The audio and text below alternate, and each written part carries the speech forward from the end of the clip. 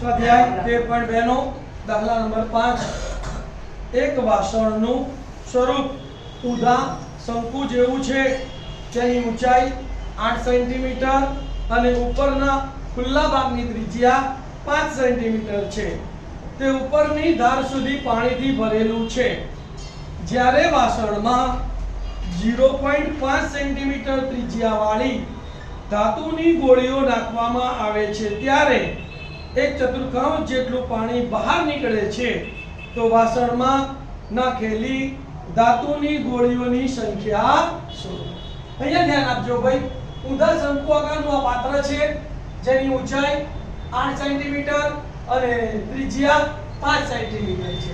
આ પાત્ર પાણીથી સંપૂર્ણ ભરેલું છે એટલે આમાં હું જ્યારે ગોળીઓ નાખીશ ત્યારે પાણી શું આવશે? બહાર આવશે. એ પાણી કેટલું બહાર આવે છે? એક ચતુર્થાંશ ભાગનું, એટલે શંકુના ઘનફળના એક ચતુર્થાંશ ભાગનું પાણી બહાર આવે છે. તે જે પાણી બહાર આવશે તો કોનું ઘનફળ થશે? ગોળીઓનું ઘનફળ થશે. કોનું ઘનફળ થશે? ગોળીઓનું ઘનફળ. બરાબર? તો પહેલા લખીશું વાસણ ઊંધા શંકુ આકારનું છે, ઊંચાઈ h બરાબર 8 સેન્ટીમીટર, ત્રિજ્યા r બરાબર 5 સેન્ટીમીટર છે. ધાતુની ગોળીની ત્રિજ્યા પણ આપણને આપેલી છે તો ધાતુની ગોળીની ત્રિજ્યા r બરાબર 0.5 સેન્ટીમીટર છે અને બીજી શરત શું આપી છે? એક ચતુર્થાંશ ભાગ જેટલું પાણી બહાર આવે છે. હવે આપણે સંખ્યા શોધવાનું ડાયરેક્ટ સૂત્ર છે કે આપેલી વસ્તુનું ઘનફળ છેદમાં શોધવાની વસ્તુનું ઘનફળ. કોઈ પણ સંખ્યા શોધવાનો દાખલો આવે તો કયું સૂત્ર યાદ રાખવાનું? આપેલી વસ્તુનું ઘનફળ ભાગ્યા શોધવાની વસ્તુનું ઘનફળ. તો ધાતુની ગોળીની સંખ્યા બરાબર બહાર નીકળેલા પાણીનું ઘનફળ ભાગ્યા એક ગોળીનું ઘનફળ. તો બહાર નીકળેલું પાણી કેટલું છે? તો કે 1/4 ગુણ્યા શંકુનું ઘનફળ. તો 1/4 ગુણ્યા શંકુના ઘનફળનું સૂત્ર શું? 1/3 પાઈ r² h. અને એક ગોળીનું ઘનફળ એટલે 4/3 પાઈ r નો ઘન. હવે જુઓ, સરખે સરખું ઉડાડી દઈએ. પાઈ પાઈ ઉડી ગયા, અહીંયા છેદના 3, અહીંયા બી છેદના 3, તો છેદના 3 ઉડી ગયા. તો શું બચ્યું અંશમાં? 1 એકા 1 r² h અને અંશમાં r² h લખવાના. છેદમાં તો આ 4 ક્યાં જશે? છેદમાં જશે અને આ 4 બી છેદમાં છે એટલે 4 ગુણ્યા 4 અને r નો ઘન. હવે આપણે મૂકીશું કિંમતો. તો r² એટલે ત્રિજ્યા 5 છે તો 5 ગુણ્યા 5, ઊંચાઈ 8 છે તો 8 ગુણ્યા 8. હવે છેદમાં 4 ગુણ્યા 4 તો 4 ગુણ્યા 4 લખ્યું. r નો ઘન તો ત્રિજ્યા કેટલી છે ગોળાની? 0.5 તો 5 દશાંશ લખીશું એટલે છેદનો છેદ ક્યાં જશે? અંશમાં. અને ઘન છે એટલે કેટલી વાર લખવાનું? 3 વાર. તો 5 પછી અંશમાં 10, અહીંયા 5 અંશમાં 10, 5 અંશમાં 10. છેદ ઉડાડું છું, ધ્યાન આપજો. 5 દુ 10 એટલે અહીંયા 2 આવશે, 5 દુ 10 એટલે અહીંયા 2 આવશે, 5 દુ 10 એટલે અહીંયા 2 આવશે, 4 દુ 8 અને આ 2 દુ 4 એટલે 1 4 ઉડી ગયા, છેદ ઉડી ગયો. અંશમાં કેટલા બચ્યા? 5 5 2 અને 2 બચ્યા તો પાયું પાયું 25, 25 દુ 50 અને 50 દુ 100. તો જવાબ શું આવશે? ધાતુની ગોળીની સંખ્યા 100 છે. સ્વાધ્યાય 13.2 નો દાખલા નંબર 6 એક લોખંડના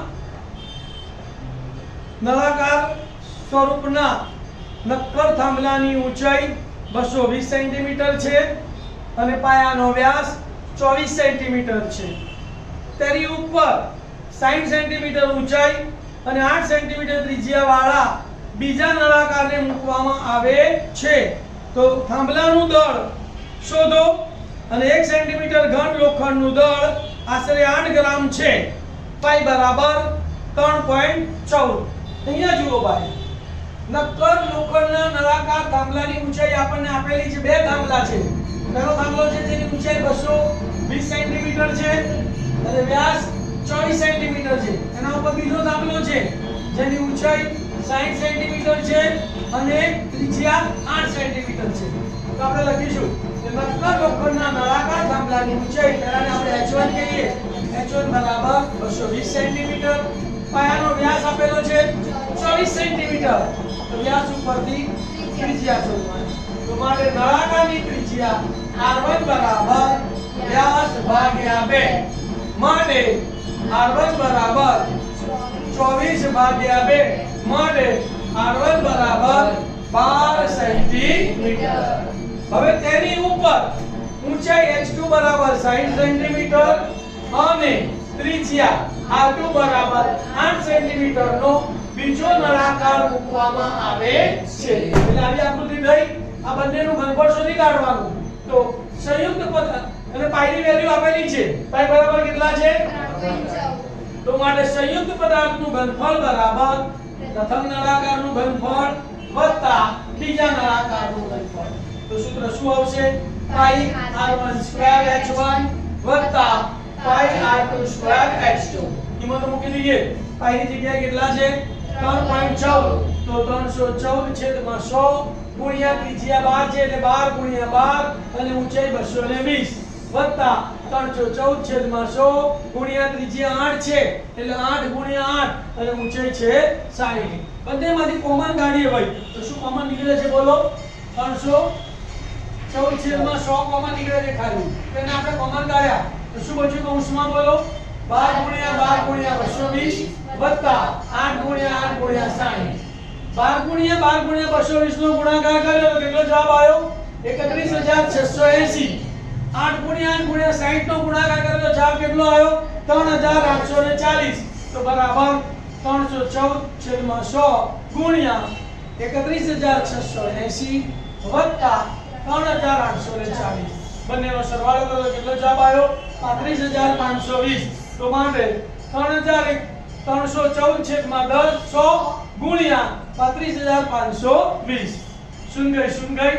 તો 314 ગુણ્યા 3552 નો ગુણાકાર કરી અને 1 પોઈન્ટ કાપી લઈએ તો જવાબ કેટલો આવ્યો? 1,11,532.8 સેન્ટીમીટર નો ઘન. હવે 1 ગ્રામ 1 ઘન સેન્ટીમીટર લોખંડનું દળ આપણને આપેલું છે 8 ગ્રામ. તો પદ મૂકવાનું. 1 સેન્ટીમીટર ઘન લોખંડનું દળ આશરે કેટલું છે? 8 ગ્રામ. તો માટે 1,11,532.8 સેન્ટીમીટરના ઘન લોખંડનું દળ કેટલું? તો માટે લોખંડનું દળ બરાબર 1,11,532.8 ગુણ્યા 8 અને છેદમાં 1. આ બંનેનો ગુણાકાર કર્યો તો જવાબ કેટલો આવ્યો બોલો? 8,92,262.4 ગ્રામ. એને કિલોગ્રામમાં ફેરવી દઈએ તો 1 કિલોગ્રામ બરાબર 1000 ગ્રામ. તો એને 1000 વડે ભાગવા પડે. તો આને 1000 વડે આપણે ભાગી નાખ્યા એટલે દશાંશ ચિહ્ન અહીંયા હતું તો 3 કદમ ખસી જશે. તો બરાબર 892.2624 કિલોગ્રામ. દશાંશ ચિહ્ન પછી આપણે બે જ આંકડા જોઈએ તો આ બગડો એ 5 થી નાનો છે એટલે એને આપણે કાઢી મૂકીશું. તો જવાબ કેટલો થશે? 892.26 કિલોગ્રામ આશરે. સ્વાધ્યાય 13.2 નો દાખલા નંબર 7. 60 સેન્ટીમીટર ત્રિજ્યાવાળા અર્ધગોલક પર સ્થિત લંબવૃત્તીય શંકુની ઊંચાઈ 120 સેન્ટીમીટર અને ત્રિજ્યા 60 સેન્ટીમીટર છે. તેને પાણીથી સંપૂર્ણ ભરેલા એક લંબવૃત્તીય નળાકારમાં તેના તળિયાને સ્પર્શે તે રીતે ઊભો મૂક્યો છે. જો નળાકારની ત્રિજ્યા 60 સેન્ટીમીટર અને ઊંચાઈ 180 સેન્ટીમીટર હોય તો નળાકારમાં રહેલા બાકીના પાણીનું ઘનફળ શોધો. જો શું કહે છે આપણને કે આ 60 સેન્ટીમીટર ત્રિજ્યાનો અર્ધગોલક છે. એના ઉપર 120 સેન્ટીમીટર ઊંચાઈનો આ શંકુનું આ સંયુક્ત પાત્ર બનેલું છે. તેને 60 સેન્ટીમીટર ત્રિજ્યા અને 180 સેન્ટીમીટર ઊંચાઈ વાળા પાણીથી સંપૂર્ણ ભરેલા નળાકારમાં તળિયાને અડકે તે રીતે મૂકેલો છે. તો જેટલું પાણી બહાર નીકળી ગયું પછી આ જે પાણી વધ્યું ને તો આ જે પાણી વધ્યું એનું મારે ઘનફળ શોધવાનું છે. તો સામાન્ય જ્ઞાન શું કહેવાય કે નળાકારના ઘનફળમાંથી આ બંનેનું ઘનફળ બાદ કરી દઈએ તો આ બાકીનું પાણીનું ઘનફળ મળે કે ના મળે? તો પહેલા શરત અને બધા માપ લખી કાઢીશું. તો જુઓ અહીં એક 60 સેન્ટીમીટર ત્રિજ્યાવાળા અર્ધગોલક પર લંબવૃત્તીય શંકુ છે. તો આ 60 સેન્ટીમીટર ત્રિજ્યાવાળો અર્ધગોલક છે. તેના ઉપર લંબવૃત્તીય શંકુ છે. એના માપ આપેલા છે રકમમાં. અર્ધગોલકની ત્રિજ્યા r બરાબર 60 સેન્ટીમીટર માટે શંકુની ત્રિજ્યા r બરાબર 60 સેન્ટીમીટર થશે. શંકુની ઊંચાઈ h બરાબર 120 સેન્ટીમીટર.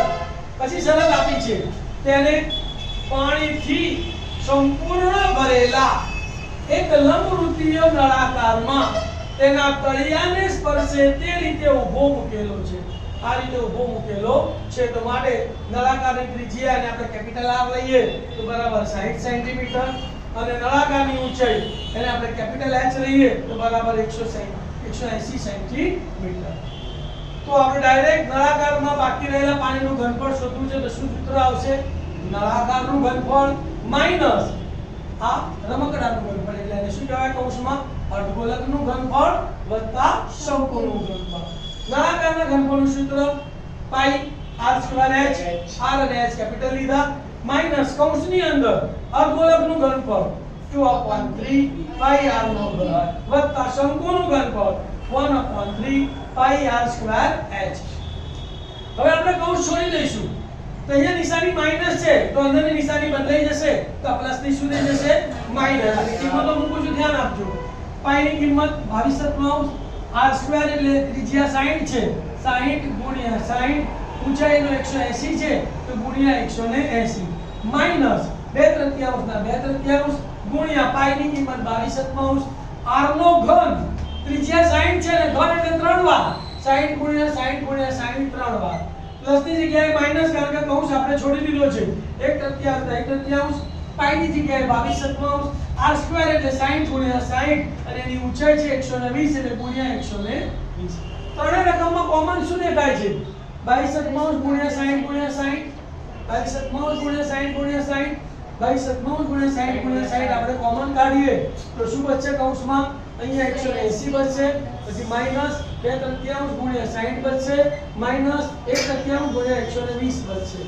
તો 22/3 ગુણ્યા 60 ગુણ્યા 60 આપણે એમ લેવા દઈએ કૌંસનું સાદુરૂપ આપીએ 180 ના 180 20 તરી 60 એટલે અહીંયા 20 આવશે એટલે 20 દૂર 40 એટલે -40 3 ચોક 12 અને 0 0 એટલે અહીંયા 40 આવશે -40.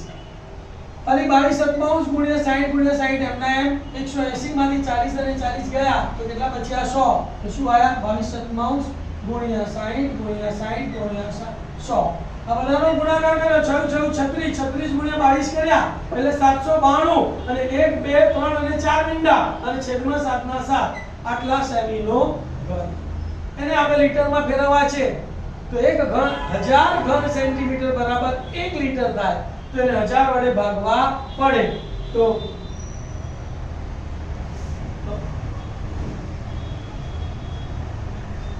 એટલે 79,20,000 ને 7 ગુણ્યા 1000 લીટર વડે ભાગી નાખ્યા તો કાળમાં શું લખવાનું 1000 ઘન સેન્ટીમીટર બરાબર 1 લીટર 0 0 0 0 0 ઉડી ગયા કેટલા બચ્યા 7920 છેદમાં 7 લીટર. એને આપણે કિલો લીટરમાં ફેરવીએ તો 1000 લીટર બરાબર 1 કિલો લીટર તો 1000 લીટર બરાબર 1 કિલો લીટર ફરી 1000 વડે ભાગ્યા શૂન્ય ગઈ તો એને 7 અને 100 વડે ભાગીએ તો જવાબ આવે 1.131. 1 કિલો લીટર બરાબર 1 ઘન મીટર એટલે કિલો લીટરની જગ્યાએ આપણે શું લખીશું ઘન મીટર કાળમાં લખવાનું 1 કિલો લીટર બરાબર 1 ઘન મીટર. સ્વાધ્યાય 13.2 નો આઠમો દાખલો દાખલા નંબર 8. એક ગોળાકાર કાચના વાસણની ઉપરનો ભાગ નળાકાર છે. તે નળાકારની ઊંચાઈ 8 સેન્ટીમીટર અને વ્યાસ 2 સેન્ટીમીટર છે. ગોળાકાર ભાગનો વ્યાસ 8.5 સેન્ટીમીટર છે. એક બાળક માહિતી પ્રાપ્ત કરે છે કે તેમાં ભરેલા પાણીનું ઘનફળ 345 સેન્ટીમીટરનો ઘન છે. બાળકનો જવાબ સાચો છે કે નહીં તે ચકાસો. ઉપરના માપો તેના અંદરના ભાગના છે અને પાઈ બરાબર 3.14 લો. ધ્યાન આપો છે પાઈ બરાબર 3.14 કીધા. એક ગોળાકાર કાચના વાસણનો ઉપરનો ભાગ નળાકાર છે એટલે આ ગોળાકાર કાચનું વાસણ એનો ઉપરનો ભાગ નળાકાર. આકૃતિમાં ખ્યાલ આવી ગયો. નળાકારની ઊંચાઈ આપેલી છે 8 સેન્ટીમીટર એટલે નળાકારની ઊંચાઈ h બરાબર 8 સેન્ટીમીટર. એનો વ્યાસ આપેલો છે 2 સેન્ટીમીટર, તો માટે નળાકારની ત્રિજ્યા r બરાબર વ્યાસ ભાગ્યા 2, 2 ભાગ્યા 2 એટલે ત્રિજ્યા કેટલી આવી? 1 સેન્ટીમીટર. ગોળાકાર ભાગનો વ્યાસ આપેલો છે કેટલો? 8.5 સેન્ટીમીટર, તો માટે ગોળાકાર ભાગની ત્રિજ્યાને આપણે કેપિટલ R કહીએ, તો વ્યાસ ભાગ્યા 2, 8.5 ભાગ્યા 2 દશાંશ ચિહ્ન દૂર કરીએ તો 85/10 ગુણ્યા 2, પાંચે ભાગ ચાલે, 17 × 5 = 85, 5 × 10 એટલે ઉપર 17 અને નીચે 2, 2 × 4 તો 17/4 સેન્ટીમીટર. હવે તેમાં રહેલું પાણીનું ઘનફળ શોધવું છે તો શું આવશે? આ ગોળાનું ઘનફળ વત્તા નળાકારનું ઘનફળ. તો તેમાં રહેલા પાણીનું ઘનફળ બરાબર ગોળાનું ઘનફળ વત્તા નળાકારનું ઘનફળ. ગોળાના ઘનફળનું સૂત્ર 4/3 πr નો ઘન વત્તા નળાકારનું ઘનફળ πr²h. કિંમતો મૂકીએ, 4/3 ગુણ્યા પાઈ ની કિંમત 3.14 એટલે 314/100 ગુણ્યા r નો ઘન, તો ગોળાની ત્રિજ્યા 17/4 છે, ઘન એટલે 3 વાર, તો 17/4 ગુણ્યા 17/4 ગુણ્યા 17/4 વત્તા પાઈ એટલે 314/100 અને ત્રિજ્યા 1 છે, 1 ગુણ્યા 1 અને ઊંચાઈ 8 છે એટલે બંનેમાંથી 314/100 આપણે કોમન કાઢ્યા તો કૌંસમાં શું બચ્યું? 4/3 ગુણ્યા 17/4 ગુણ્યા 17/4 ગુણ્યા 17/4, તો અહીંયા વત્તા 1 × 8 એટલે 8. ચલો સાદુરૂપ આપીએ 314/100 એમના એમ 4 4 ઉડી ગયા તો 17 ગુણ્યા 17 ગુણ્યા 17 કર્યા એટલે 4913 છેદમાં ચોકું ચોકું 16, 16 તરીને 48 અને વત્તા 8. 4913 ભાગ્યા 48 કર્યા બે દશાંશ સુધી તો જવાબ આવ્યો 102.35 વત્તા 8. આ બેનો સરવાળો કર્યો તો 314/100 ગુણ્યા 110.35, 314 ગુણ્યા 110.35 કરીને 100 વડે ભાગ્યા તો જવાબ આવ્યો 346.51 સેમીનો ઘન. આશરે બાળકનો જવાબ કેટલો હતો? 345. આપણે શોધેલો જવાબ કેટલો આવ્યો? 346.51. તેથી બાળકે શોધેલો જવાબ સાચો નથી. ખ્યાલ આવી ગયો વિદ્યાર્થી મિત્રો? જો તમને આ દાખલામાં સમજ પડી હોય તો મારી ચેનલને સબસ્ક્રાઇબ કરજો, લાઈક કરજો અને તમારા 10મા ધોરણમાં ભણતા બીજા વિદ્યાર્થીઓને શેર કરજો. Thank you. ઓમ નમઃ શિવાય.